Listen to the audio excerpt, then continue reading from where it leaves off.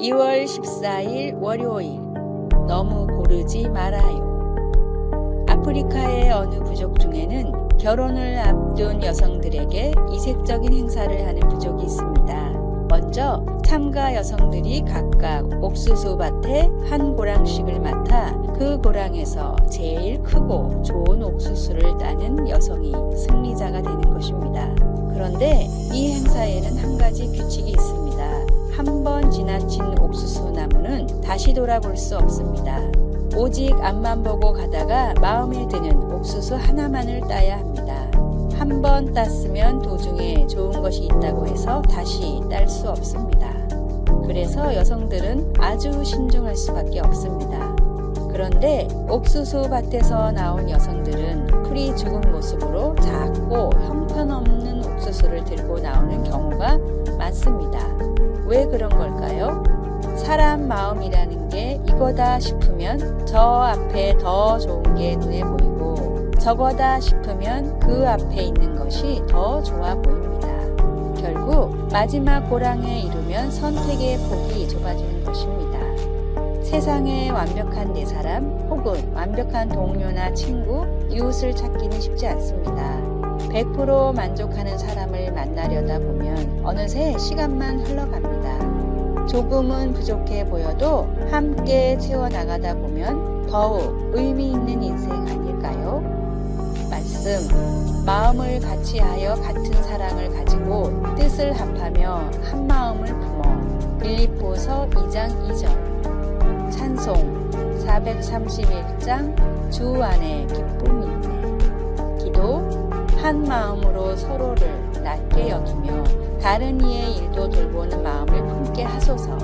예수님의 마음을 닮게 하소서. 아멘. 2월 15일 화요일. 깜짝 선물. 링컨이 대통령으로 재직하고 있을 때 백악관 옆에는 학교가 있었습니다.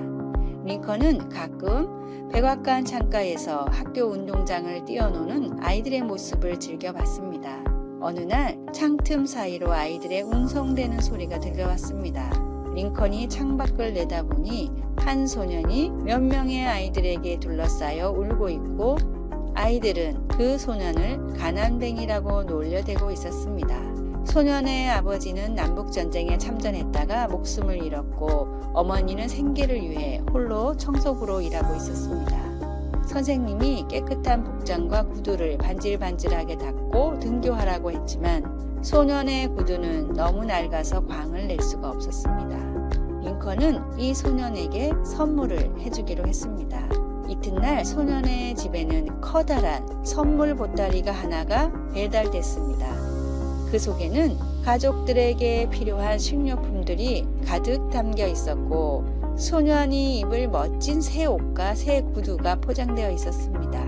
소년은 광채나는 구두와 멋진 새 옷을 입고 등교했고 친구들의 두 눈은 휘둥그레졌습니다. 링컨이 존경받는 이유 중 하나는 사랑을 실천하는 일에 망설임이 없었다는 것입니다. 사랑은 미루지 않습니다. 사랑은 지금 이 순간 가장 가까운 곳에서 시작됩니다. 오늘의 말씀. 임금이 대답하여 이르시되 내가 진실로 너희에게 이르노니 너희가 여기 내 형제 중에 지극히 작은 자 하나에게 한 것이 곧 내게 한 것이니라 하시고. 마태복음 25장 40절. 오늘의 찬송 307장 소리 없이 보슬보슬. 오늘의 만나. 다른 사람에게 바라는 일을 내가 먼저 베풀어 보는 하루가 되십시오.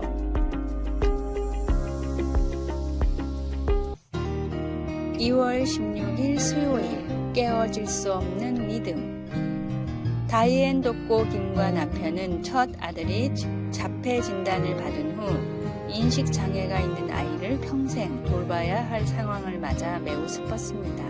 다이앤은 그에 져서 깨어지지 않는 믿음에서 그들의 꿈과 기대를 사랑하는 아들의 미래에 맞추어야 하는 것이 무척 힘들었다고 고백합니다. 하지만 이 고통스러운 과정을 통해 하나님께서 그들의 분노와 의심 그리고 두려움까지 돌보신다는 것을 알게 되었습니다. 이제 그 아들은 성인이 상황이 되었고 다이앤은 자신의 경험을 바탕으로 특수 교육이 필요한 아이들의 부모들에게 용기를 북돋워 주고 있습니다. 그녀는 그들에게 하나님의 굳건한 약속, 무한한 권능, 신실하신 사랑에 대해 이야기합니다. 그리고 인생의 꿈과 기대, 삶의 방식이나 시절을 잃어버려 슬퍼하는 것을 하나님께서 충분히 이해하신다고 사람들을 확신시켜 줍니다. 이사야서 26장에서 이사야는 주 여호와는 영원한 반석이시기에 하나님의 백성들이 주님을 영원토록 신뢰할 수 있다고 선포합니다. 우리가 어떤 상황에 처하더라도 그분은 초자연적인 평안으로 우리를 붙들어 주십니다. 환난 중에도 변함없는 그분의 성품에 집중하고 그분께 부르짖으면 희망이 다시 샘솟게 됩니다. 어떤 상실이나 실망 혹은 힘든 상황을 맞을 때 하나님은 우리가 그분께 솔직하기를 원하십니다. 그분은 수시로 바뀌는 우리의 감정과 우리의 의문들을 해결해 주실 수 있습니다. 그분은 우리와 함께 하시며 영원한 소망으로 우리의 영혼을 새롭게 하십니다. 삶이 무너지는 것처럼 느껴질 때에라도 하나님은 우리의 믿음을 굳건히 해 주실 수 있습니다. 삶이 아주 힘겹게 느껴질 때 하나님께 솔직하기 어려웠던 적이 있었습니까? 꿈과 기대가 사라졌을 때 하나님께서 당신을 어떻게 도우셨습니까? 말씀, 주께서 심지가 견고한 자를 평강하고 평강하도록 이시리니 이는 그가 주를 신뢰함이니이다. 이사야 26장 3절, 찬송 543장 어려운 일 당할 때 기도, 사랑의 하나님, 제 솔직한 감정으로 하나님은 언제나 신뢰할 수 있는 분임을 믿게 도와주소서. 아멘.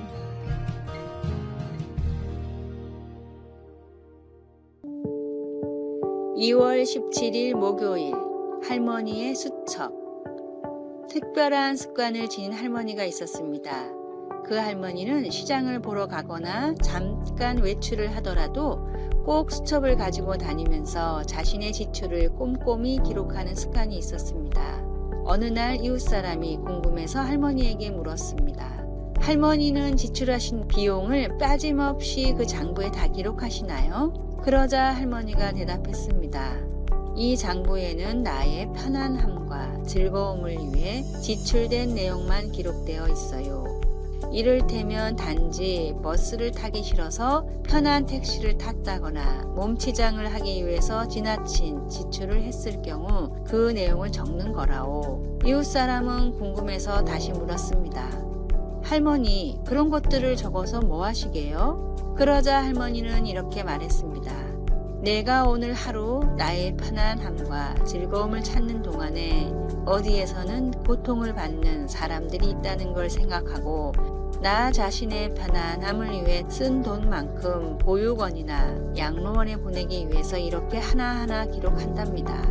이 세상에는 기본적인 것들조차 누리지 못하는 이웃들이 많이 있습니다. 우리는 한 시대에 함께 호흡하며 살아가는 동지이기도 합니다.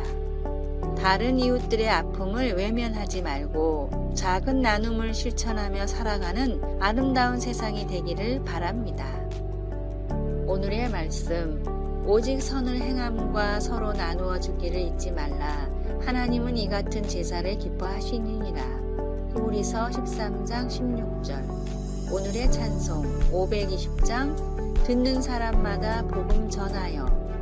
오늘의 만나, 타인을 행복하게 하는 것은 향수를 뿌리는 것과 같다. 뿌릴 때 나에게도 몇 방울 묻는다. 벤저민 디즐레일리.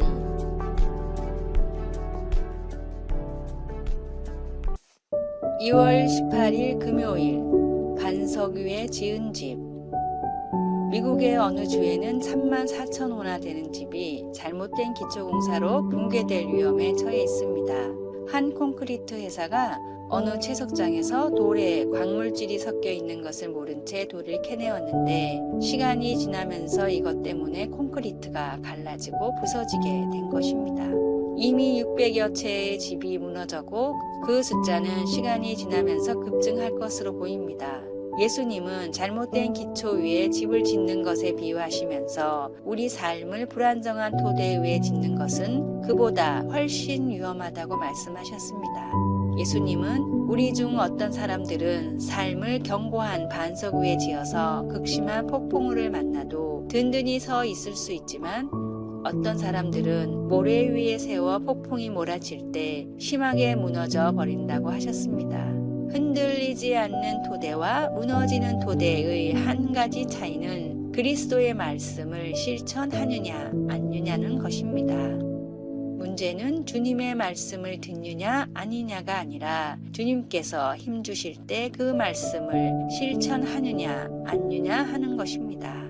세상에는 많은 지혜와 더불어 많은 조언과 도움들이 있고 그중 많은 것이 선하고 유익합니다. 그러나 하나님의 진리에 겸손히 순종하는 것 외에 다른 기초에 우리 삶을 세우면 문제를 일으키게 됩니다. 하나님이 주시는 힘으로 그분의 말씀을 행하는 것만이 집, 곧 우리 삶을 반석 위에 짓는 유일한 길입니다. 누구의 지혜나 통찰, 의견을 가장 많이 듣습니까? 예수님의 말씀을 실천하며 삶의 기초를 더 잘 세우려면 어떻게 해야 할까요? 말씀, 그러므로 누구든지 나의 이 말을 듣고 행하는 자는 그 집을 반석 위에 지은 지혜로운 사람 같으리니. 마태복음 7장 24절. 찬송 204장 주의 말씀 듣고서. 기도. 제 삶의 많은 경우가 불안하고 그때뿐이고 모래 위에 지은 삶 같습니다. 이젠 흔들리지 않는 삶을 살고 싶습니다. 하나님께 순종하게 도와주소서.